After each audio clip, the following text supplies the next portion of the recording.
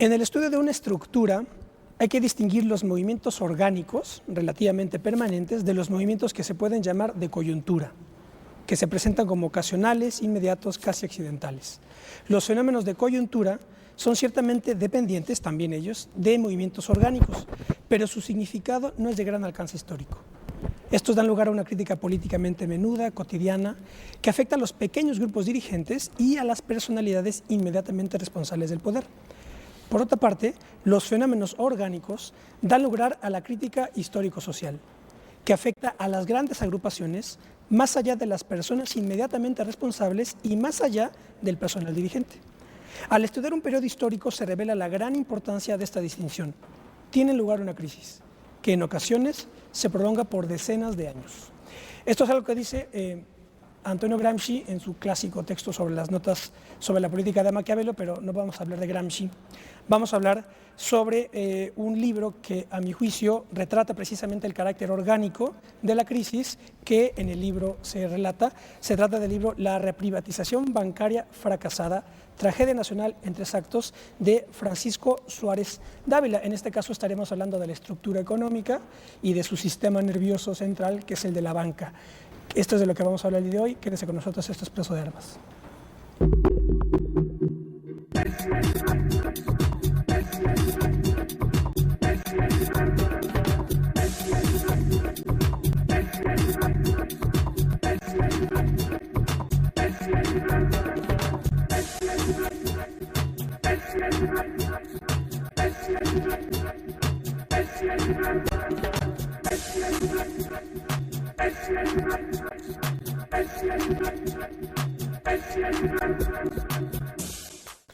¿Qué tal? Qué bueno que están en otro debate de Plaza de Armas aquí por Capital 21. Les recuerdo nuestro correo electrónico plazadearmas c21@gmail.com y nuestra página propia www.plazadearmas.tv.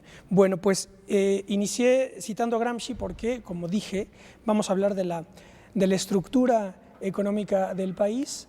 Y dicho en términos marxistas, ¿verdad? Pues la economía política es la anatomía de la sociedad civil y, como también dije, vamos a hablar sobre el sistema nervioso de la economía política del país, que es el sistema de pagos, la banca. Vamos a hablar de manera general sobre el problema de la banca, de la nacionalización, también del libro de Francisco Suárez Dávila, La reprivatización bancaria fracasada, tragedia nacional en 3 actos, que es ya un análisis desde la nacionalización hasta los últimos años.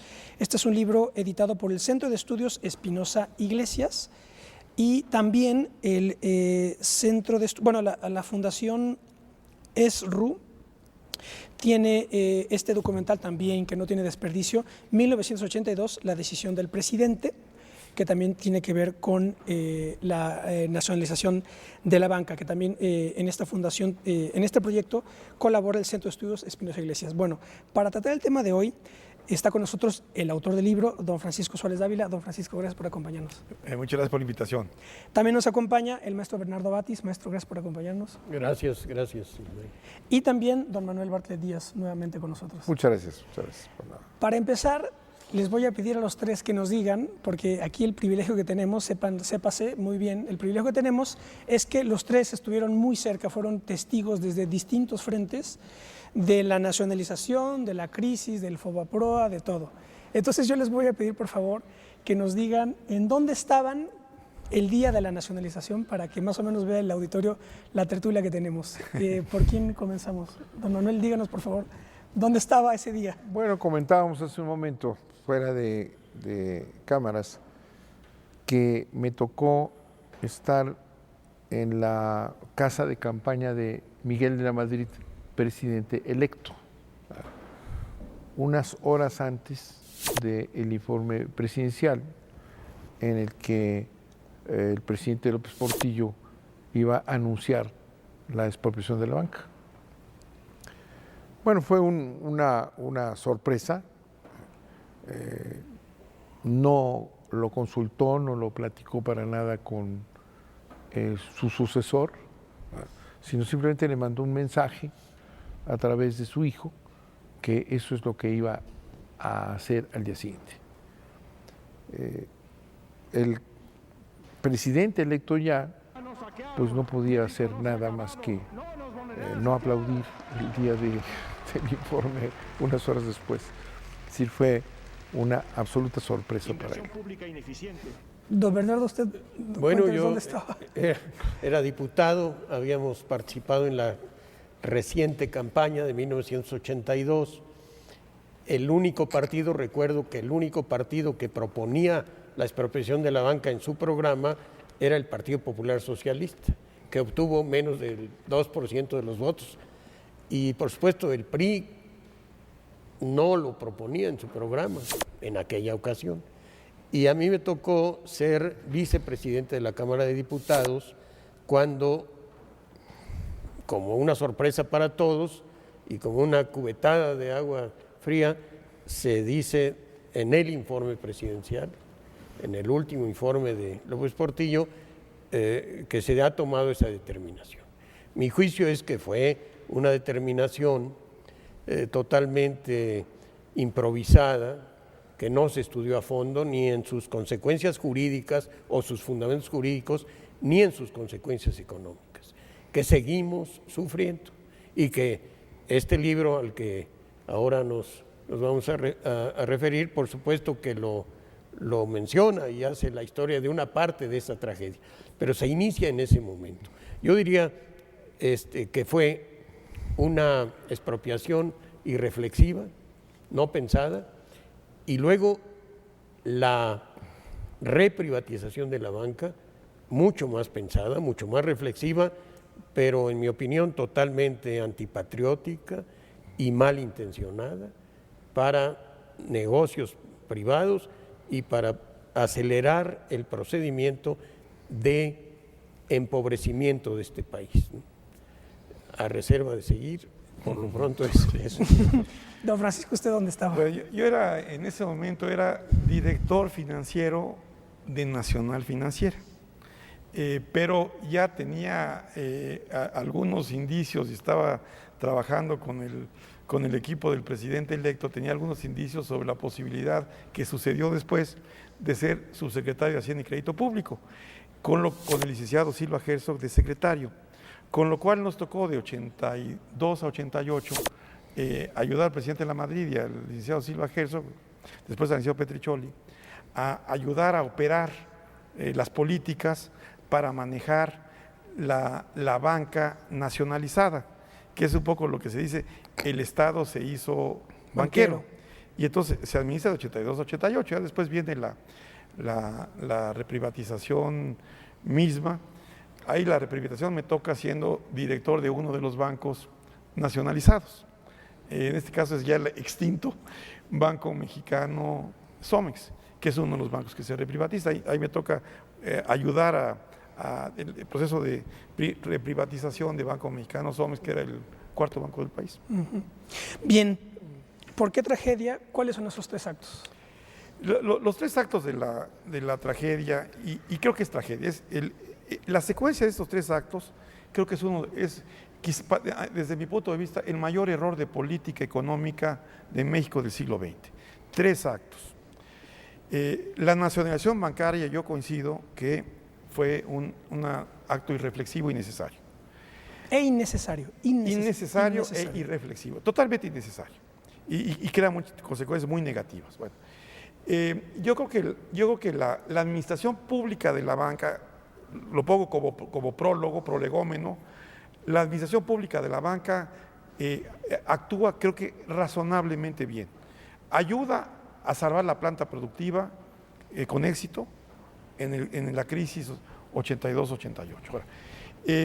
Ahora, ¿dónde empieza la tragedia? Primer acto, reprivatización bancaria acompañada de una liberalización financiera, en el sentido de liberal, de desregulación, en que quitan básicamente todas las amarras para que se dé una orgía de crédito sin regulación, sin supervisión y con algunos bancos vendidos o adquiridos por los que resultan auténticos sinvergüenzas.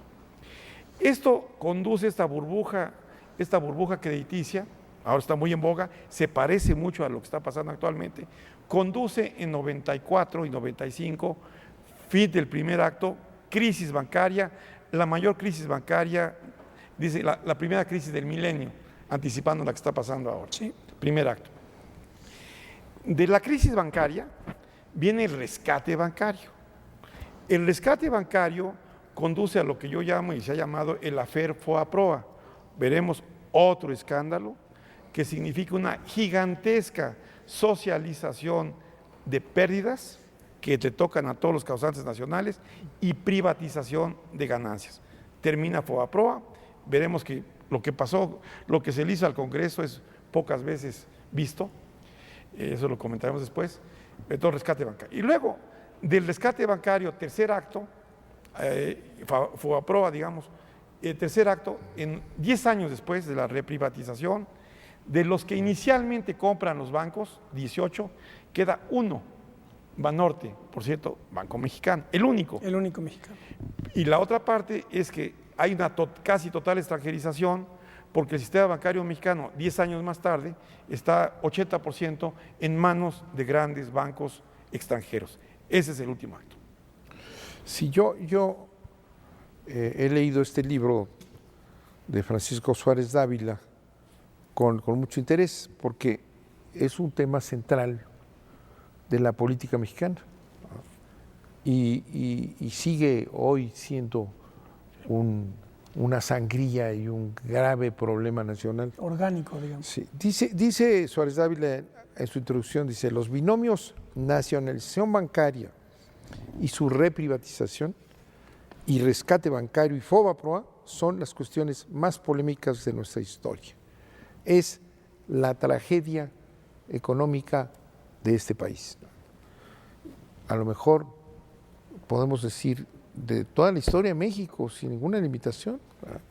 Y es una secuencia, lo tratas muy bien, cómo se va concatenando hasta llegar a esta situación en la cual México no tiene bancos.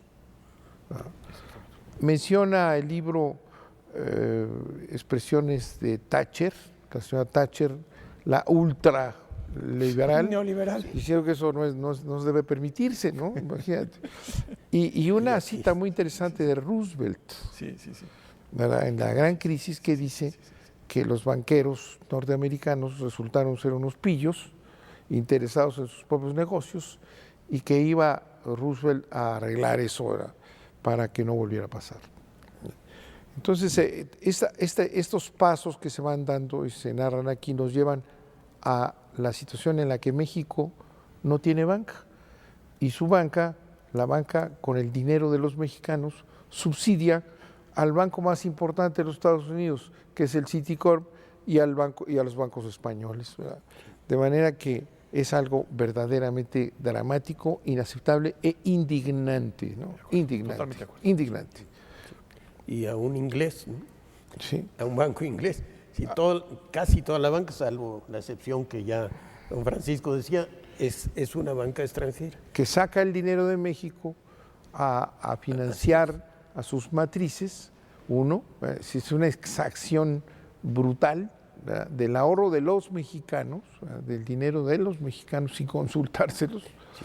¿verdad? Y además no sirve al desarrollo del país, y aquí lo explica, no sirve, porque como están manejando sus intereses, ¿verdad?, los intereses de la industria, del desarrollo del país, de la cuestión agrícola, que es otro desastre, no tienen ningún apoyo, invierten en valores nacionales que asegura el gobierno, es decir, todavía le sacan más interés al gobierno, y en tarjetas de crédito y todo esto. Así es. O sea, no habrá desarrollo nunca mientras eso siga igual. Así Yo es. quizás simplemente complemento, totalmente de acuerdo con lo que ha dicho Manuel y Bernardo, pero siguiendo un poco esta secuela, abondando en lo que dice Manuel y Bernardo. 3 grandes errores. Por ahí en 98 hay la posibilidad de que Banamex, todavía banco mexicano, pueda comprar Bancomer. El presidente Zedillo lo prohíbe, lo impide. ¿Por qué? Porque decía, es que esto va a significar un gran monopolio. Pero hubiera sido un banco mexicano, como Banco do Brasil, un banco mexicano que hubiera tenido el 50% del sistema, y habríamos podido competir contra cualquier banco extranjero, en México desde luego, internacionalmente. Lo impide por una razón dogmática, es que eso va a ser Contra el libre mercado. contra el libre mercado. Okay. Primer error. Segundo error, digamos, muy importante, creo que lo apunta Manuel. El segundo error es cuando se vende Banamex a Citigroup, aprovechando un hueco en la ley de que no se graban ganancias de capital, lo vende 12 mil millones de dólares o por ahí, se vende en 12 mil millones de dólares Banamex a el grupo mexicano que controla Banamex, Roberto Hernández y compañía, se lo venden a Citigroup, 12 mil millones de dólares. ¿Por qué vale ese banco mucho? Pues vale mucho porque tiene en 75% de su cartera pagarés FOBAPROA del gobierno mexicano, que es lo que esencialmente le dan al banco una base de saneamiento. Socialización de pérdidas, privatización de ganancias. Y tercer elemento, tercera oportunidad fallida con la indignación que bien señala. Actualmente el gobierno americano tiene que nacionalizar parcialmente a Citigroup, le mete 35% de capital. Gobierno americano, 35% dueño de Citigroup. ¿Okay? Y por tanto violando, ¿no? y por tanto del Banco Nacional de México. del Banco Nacional de México. Y el Tratado de Libre Comercio prohíbe tajantemente, y la ley bancaria mexicana prohíbe tajantemente, que ningún gobierno extranjero puede ser ni directa ni indirectamente dueño de un banco mexicano. Y aquí indirectamente, o mejor dicho, directamente, es dueño de un banco mexicano, flagrante violación de un tratado internacional de la ley. Son 3 secuelas de lo que muy bien señala Manuel. La discusión sobre este asunto, ¿verdad? Vemos cómo el cambio norteamericano y europeo frente a la crisis, que regresan todo lo que nos recomendaron de política neoliberal y todo eso lo cambian rápidamente y le entran al neokeynesianismo y se meten a los bancos y empiezan a intervenir. No en México, aquí seguimos igual en el pasado neoliberal, ¿verdad? Y entonces, cuando se da ese fenómeno, ¿verdad?, de que los Estados Unidos, el gobierno tiene ya la intervención en el Banco Nacional de México, ¿verdad?, en ese momento el gobierno actual, ¿verdad?, está obligado inmediatamente a intervenir ese banco y a nacionalizarlo. Obligado, por ley, por el tratado. Así es. Sí, ¿y qué es lo que dicen bárbaramente? No se puede creer que lleguen esos términos. El secretario de Hacienda dice que la ley está mal y el tratado está mal, porque son condiciones que no previó. Y entonces dice, yo no puedo aplicar la ley y le pido al Congreso que la reforme para que el banco siga siendo extranjero. Es una desvergüenza, y lo peor en esto y en tantas cosas es que no pasa nada. Así es, ¿no? Se montó una operación que yo creo que tenía gato encerrado para hacer una controversia constitucional contra el Congreso, contra la Secretaría de Hacienda, contra el gobierno, por no actuar inmediatamente y recuperar ese banco tan importante para el país, que sería, fundamental. Entonces hay una controversia constitucional que ahí está dormida. Que no resuelven. Pero parecería que estaban otros interesados en comprar alguna cosa de este tipo que tampoco funcionó. Ese es el país. ¿Qué pasa? ¿No? Yo diría, es que cuando nos ponemos en la punta de un tobogán, que es cuando se expropia la banca en forma irreflexiva, sin pensar, sin analizar qué va a pasar, pues ahí vamos bajando, ya no parece que no podemos detenernos. Y un momento posible de corrección hubiera sido la reprivatización de la banca, en momento en el cual diputados del partido al que yo pertenecía entonces condicionamos nuestra aprobación de la reforma constitucional, que simplemente suprimía los 2 renglones que establecían que la banca debía ser pública. Simplemente en eso consistió finalmente la reforma constitucional, y dijimos no, ya cometieron el error de privatizarla sin pensar en consecuencias y sin regular bien. Salió bien la banca porque tuvo buenos administradores en muchos, Ortiz Mena, entre otros. Ortiz Mena, David Ibarra, Fernández Hurtado, Solana, Salvaron y mantuvieron, por supuesto, y mantuvieron en buena parte a los empleados bancarios antiguos. ¿Qué es lo que se... Pero era la ocasión de decir, estas son las reglas de la banca, ponerlas en la Constitución, aunque sea a grandes líneas, y esa fue nuestra propuesta. Sí, vuelve la banca a ser privada, pero una banca nacional, en primer lugar, no monopólica, bancas provinciales, la posibilidad de la banca popular, de las cajas de ahorro, reforzar la banca popular, en donde los mismos dueños de la banca son los que la usan y se benefician con ella. Las cajas populares que no han funcionado bien porque les han puesto muchos obstáculos y algunas otras condiciones. Se condicionó a eso, sin embargo, de ahí ese fue uno de los elementos que a un grupo de militantes del PAN nos hicieron al final salir de ese partido, porque ahí sentimos que, entre otras, fue una traición, una componenda con el entonces presidente Salinas, y votaron, con 29 excepciones entre las que yo me encuentro, votamos en contra de la reprivatización incondicional y los demás votaron a favor, con anuencia de la directiva del partido. Eso nos pareció una traición. Yo no he pensado nunca que la banca deba ser solo privada. Me parecía el sistema de banca mixta excelente. La banca, a fin de cuentas, es un servicio estratégico para la economía del país, un país que no puede manejar su propia banca, aun cuando sea con los instrumentos que le da la ley bancaria, a través de la Comisión Nacional Bancaria, del Banco de México. Todo eso se soltó y se dejó a manos libres, como aquí ya se decía, y como lo dice el libro, que no he acabado de leer, pero que indica cómo fuimos en un desbarrancadero de errores tras de otros. Por eso es una tragedia. Una tragedia. Muy bien dicha, definida en 3 actos. Permíteme un segundito, vamos a hacer un pequeño corte y estamos de vuelta. Vamos a hacer un corte y estamos de vuelta en un minuto con ustedes.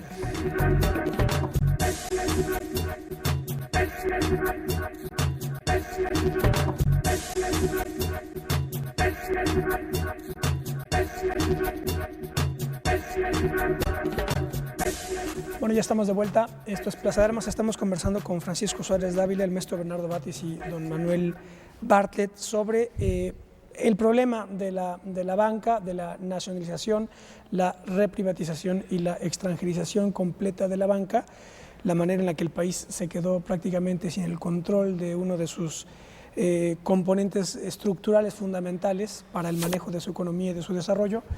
Don Manuel, ¿quería comentar algo? Sí, ya platicamos rápidamente de que el proceso de reprivatización, lo decía Bernardo, fue sin condiciones y además dio pie a negocios, a corrupciones brutales, a un manejo que terminó en un desastre.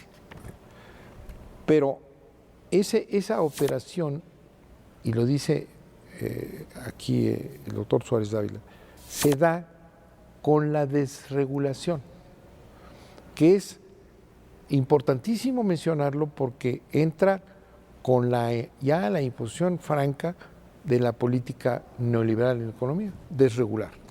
Eso es uno de los mandatos de este credo neoliberal. Y al entrar estos personajes apoderados de la banca reprivatizada, entran ya en la ideología de apertura total, y ahí empieza otra vez el conflicto, no solamente por los pillos y los negocios, sino porque empieza la desregulación de algo que es vital para un país desregulado.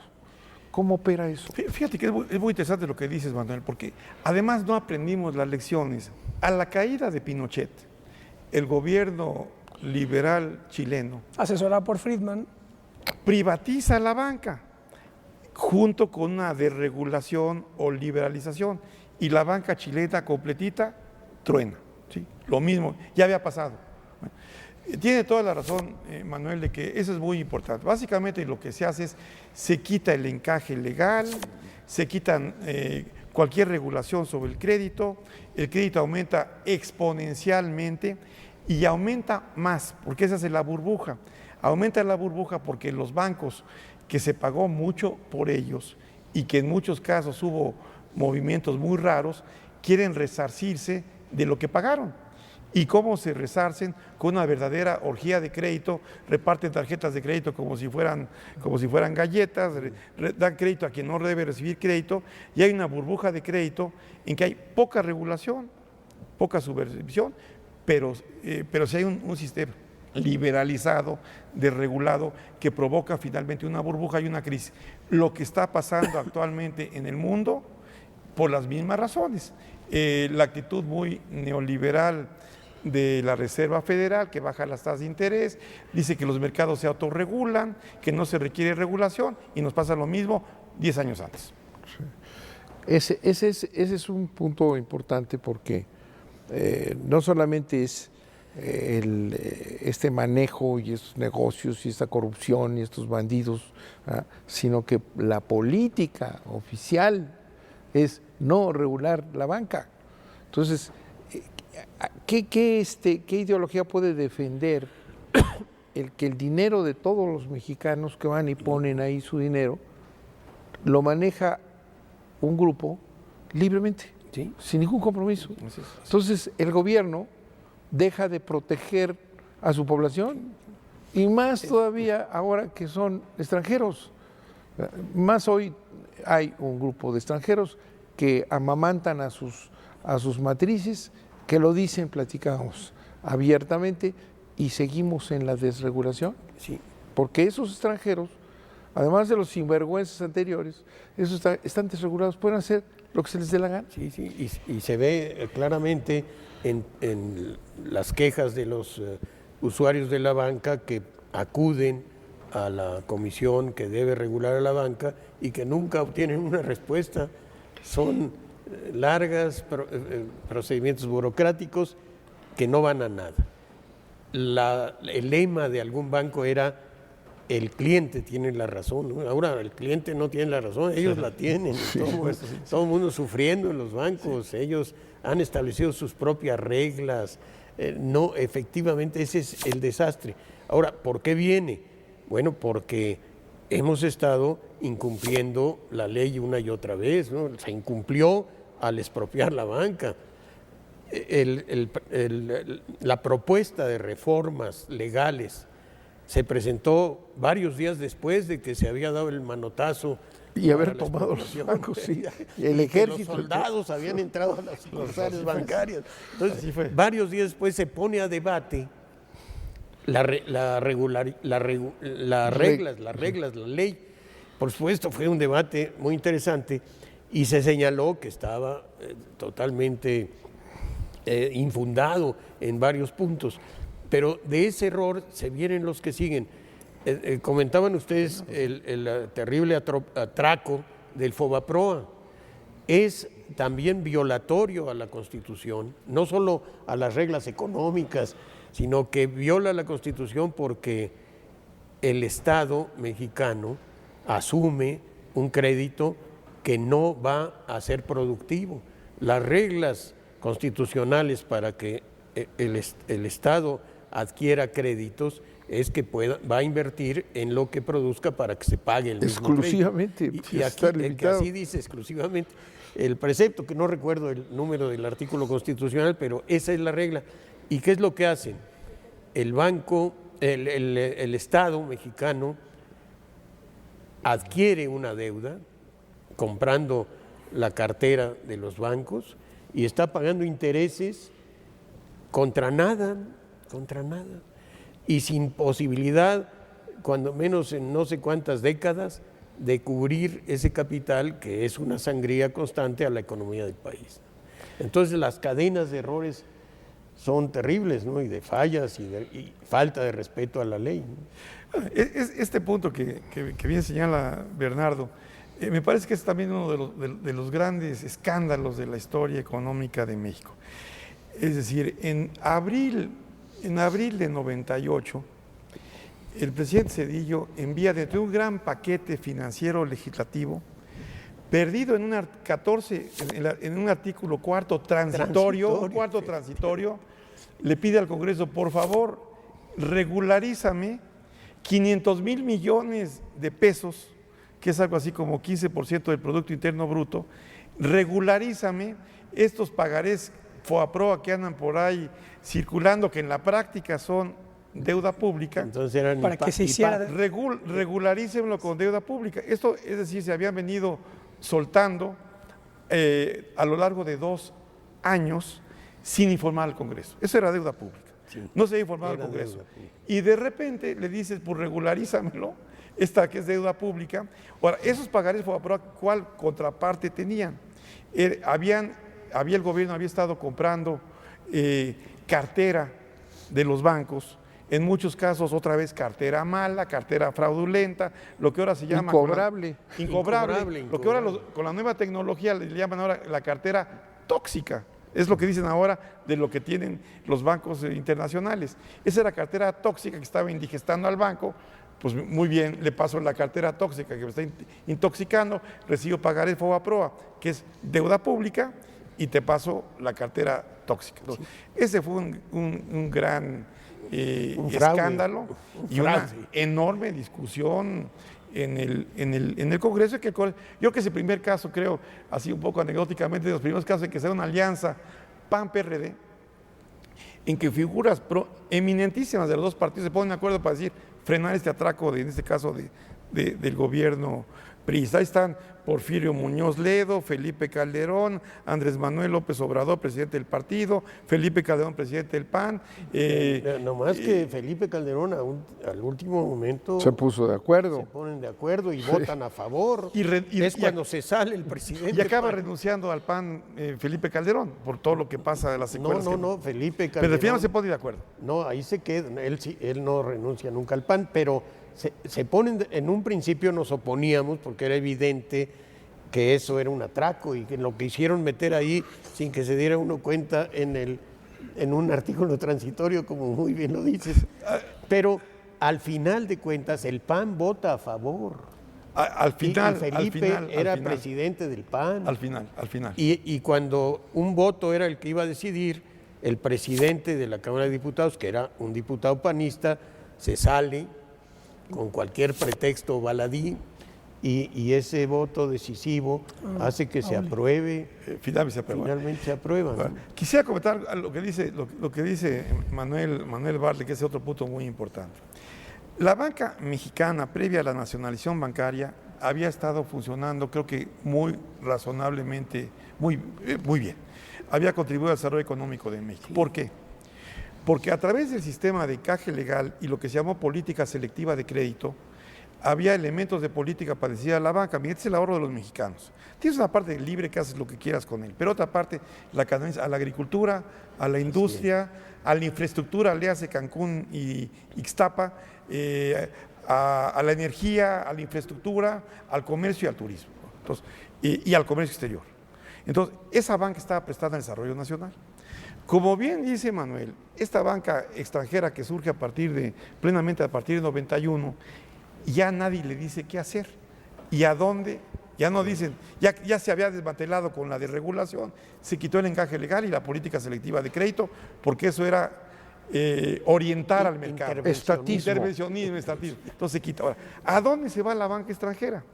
Pues a lo más rentable, se va al crédito al consumo, a las tarjetas de crédito, a cobrar tasas absolutamente leoninas, usurarias, a endeudar a las familias mexicanas, y otra cosa que está bien, al crédito hipotecario. Pero ahí cito que la banca mexicana en 2005, 2006, ahorita mejoró un poquito, el crédito que la banca mexicana, mejor dicho, banca residente en México, principalmente extranjerizada, lo que presta a la actividad productiva. Le hace lo que antes hacía, industria, agricultura, infraestructura, es alrededor de 15% del producto. Esta es una lista de países del FMI, nos coloca en el lugar número 102 o 103. De 120, comparable Igual a que Burkina Haití, Faso. Bielorrusia, que es difícil ubicar dónde está, Bielorrusia, Burkina Faso. Y Nigeria. Rumanía y Nigeria. O sea, Brasil y Chile prestan el triple que nosotros. Esa es la banca que tenemos ahora. Una banca que, como dice Manuel, no presta al desarrollo y que podríamos decir no se ha recuperado todavía de la crisis del 95. Y que por supuesto no le interesa el desarrollo de este país, le interesa Mandar sus propios sus- negocios y quizá el desarrollo de sus países, probablemente. Y las utilidades, ¿no? Y por las utilidades más que nada. Pero además compra bonos del Estado, ¿no? Para estar tranquilo, se asegura. Claro. ¿no? Sí. Todo es especulación y seguridad y siendo un servicio público, México no tiene banca, no tiene crédito. Y la que hay no tiene manera de encauzarla, de regularla, como se está diciendo aquí muy bien, y que la banca hace lo que quiere. Ahora, leyendo este libro, me evitaste 2 noches dormir sin sobresaltos, ¿verdad? Porque es verdaderamente Sí, irritante. Si hubiera una cierta justicia, ¿verdad? Muchos funcionarios, ya no digamos expresidentes, deberían estar en la cárcel, porque han hundido al país. Es decir, el funcionario público, como nos enseñaron a nosotros, ¿verdad? Tiene una responsabilidad con la población y es el que se encarga de administrar los recursos de un país. Bueno, estos que han hundido al país, ¿en dónde están? Gozando de toda clase de privilegios, porque además... Dando conferencias en Sí, aquí, porque en La Haya. además esos funcionarios, porque estamos viendo que no nada más son los sinvergüenzas que se quedaron con la banca privatizada, sino la política se los permitió, como ahora se hacen guajes y no interviene el Banco Nacional de México, ¿verdad? Porque hay que cambiar la ley.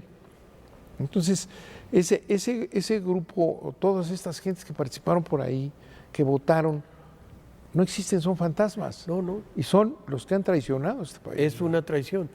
Yo les puedo decir que los que aplaudieron parados de pie en el Congreso la privatización, la nacionalización, muchos de ellos eran diputados nuevamente y volvieron a aplaudirla. Lo mismo. Lo mismo, porque es un sistema que hay que cambiar de fondo. Muy bien, yo diría que que es una traición a la patria, ¿no? Bueno, sin duda. Enajenar, vender lo que es de todos, poner en riesgo los ahorros de los mexicanos, permitir que hagan lo que quieran. Es una mafia, ¿no?, que está adueñada de este país, ¿no? Fíjate, analizas muy bien lo que es FOBAPROA, ¿no? Y luego IPAB y todas esas Todas las cosas que ya escuelas, termino las no escuelas. entendiendo nada. Las Bueno, escuelas. es el conjunto de créditos que nadie va a cobrar o algunas cosas por ahí, que se los queda el gobierno y le da dinero válido a los bancos. Bueno, pero ese es otro negocio, ¿eh? Los bienes esos que están ahí, pues no los hijitos de la señora Marta Sagún compraban cosas y compraban lo que ya no vale nada, casas enteras a 3 pesos. Y luego el edificio del Partido de Acción Nacional, la Torre Azul, la Torre Azul del PAN, pues claro, se la quedaron, le han de haber dado 3.50 o 3.75, ¿verdad? Y se quedaron y ahí están maravillosamente sentados en una torre en Paseo de la Reforma, en un atraco del Partido Acción Nacional, y los que tienen esos bienes que los arreglan y que te dan, oye, claro, y entonces el negocio el ahí de coyotaje, ¿cuánto valdría, a cuánto llegó a valer lo que pudiera valer de esa basura tóxica que se quedó el gobierno? Vamos a hacer Miles de millones, ¿no? un segundo corte, nos quedamos con esto. Vamos a hacer un segundo corte para regresar al tercer bloque, no se vayan.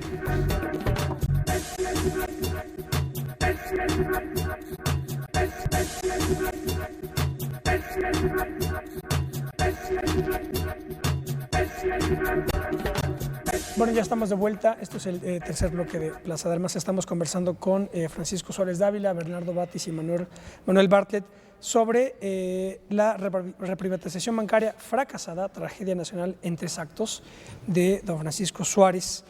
un libro editado por el Centro de Estudios Espinosa Iglesias. Bien, México ya no tiene banca. Está en el website, por cierto, sí, ya está en el website, sí, ya está disponible. El libro está disponible en el website. gratuitamente. Ah, correcto. ¿Y cuál es? En el Centro de Estudios Espinosa Iglesias, no recuerdo cuál es, pero el Centro de Estudios Espinosa Iglesias, ahí está ya el libro. Perfecto. Entonces, para que se busque y se adquiere y se lea. El libro ya no tiene, el país ya no tiene control de su sistema de pagos. La seguridad pública ya tampoco la tiene controlada. ¿Qué queda del país? ¿Qué nos queda? ¿Cómo opera el país? Yo he oído por ahí que como gran propuesta de estos prianistas que están ahí, que hay que impulsar la banca de desarrollo, ¿no? Bueno, ese es un punto muy importante. Vamos a impulsarla, pero nunca la impulsan. Es decir, vamos a hacer una banca de desarrollo para que México tenga banca, ¿no? Entonces yo no sé cuál es, pero no lo hacen, ahí se queda. Pero estábamos tú dices... Eso es muy importante. Ahí soy de los priistas como tú, que no soy pianista. Mira, hemos estado dando... No, si hay priistas de verdad, claro, la inmensa mayoría, pero no los que están mandando en el PRI. Una pelea contra los prianistas y los panistas sobre banca de desarrollo, que es fundamental. Bueno, porque, ¿qué le pasa al país? Tienes una banca privada que está prestando al consumo y a los hipotecarios y un poquito a las pymes. Bueno, pero la banca de desarrollo también dan sistemáticamente desmantelado. Como a todo el país. La banca de desarrollo fue un instrumento poderosísimo de crecimiento económico del país. Ahora, ¿cuál es la actual banca de desarrollo? Es otra pelea que sí estamos dando con una iniciativa que todavía no pasa, que es una iniciativa priista contra de los buenos. Contra la prianista o la panista. Bueno, por eso no sale, porque no ellos tienen mayoría en las comisiones. No ha podido todavía salir porque se intentó en el Senado, donde todavía no hay mayoría. Bueno, pero, ¿qué es la banca de desarrollo actual? Bueno, primero, está relegado, y eso tiene que ver con la tragedia, está relegado a operar en segundo piso. ¿Eso qué quiere decir? Que solamente lo que hace es garantiza créditos de la banca comercial extranjera o le redescuenta lo que prestan, o sea, totalmente subordinada.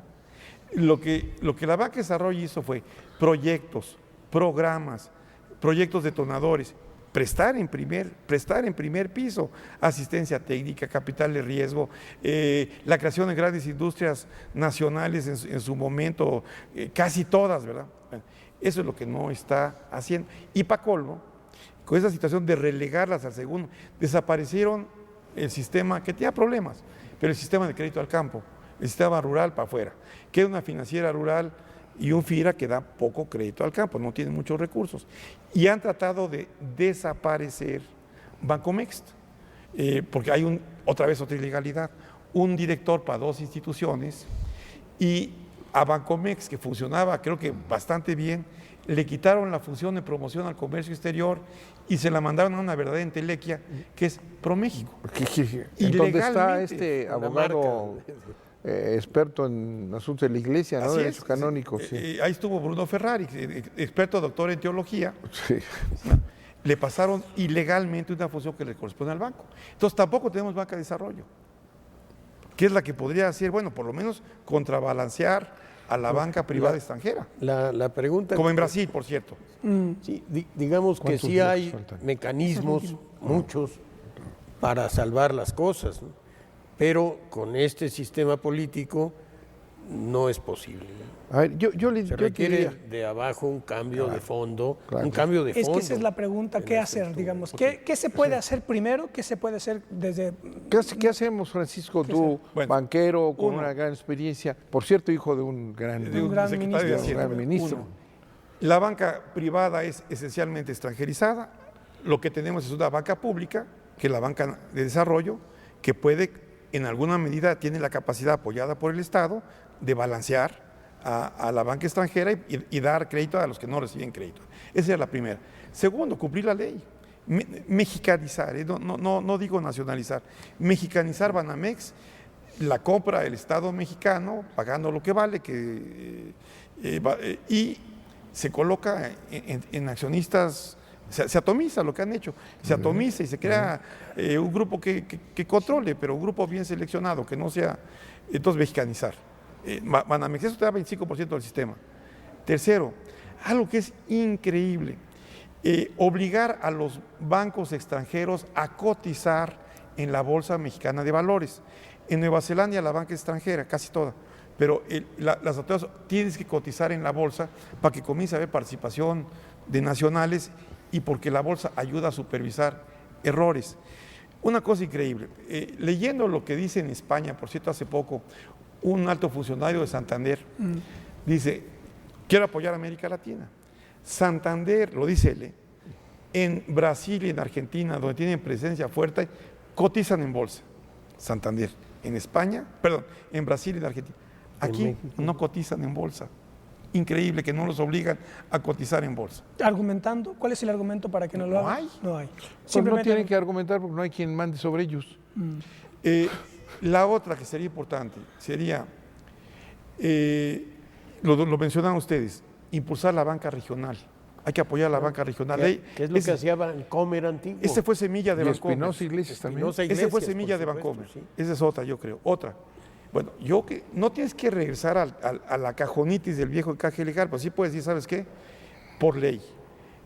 La Secretaría de Hacienda dará orientaciones generales para que los recursos que capta la banca se orienten a ciertos sectores y regiones que son importantes para el desarrollo nacional. Orientaciones generales, cada consejo lo aplica, pero me rindes cuentas de qué estás haciendo.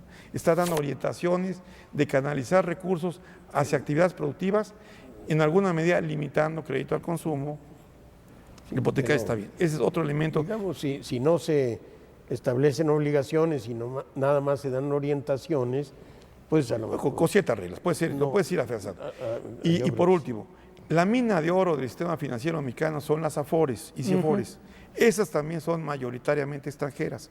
Creo que tú en algún momento dado en el Senado, ahí se planteó establecer reglas para que las AFORES y CIFORES, verdadera mina de oro, canalizaran obligatoriamente recursos al sector energético nacional y a la infraestructura nacional. Ahorita pueden invertir en valores de bolsa. Entonces, ahí creo que hay algunas pistas, digamos. Sí, pero tú sabes qué pasó con eso, bueno, cuando se analizaron reformas al manejo de los fondos de pensiones, que son los AFORES, que son de la población más frágil en el país, ¿verdad? De millones, ahí están sus pensiones en manos de extranjeros. Se empezó a buscar, porque es como esta historia que narras en este libro, como es una cadena, ¿no? Para llegar en bajada, ¿no? En el tobogán que dices, cómo vamos cayendo. Entonces, había una prohibición a invertir en el extranjero el dinero de los pensionistas, las AFORES.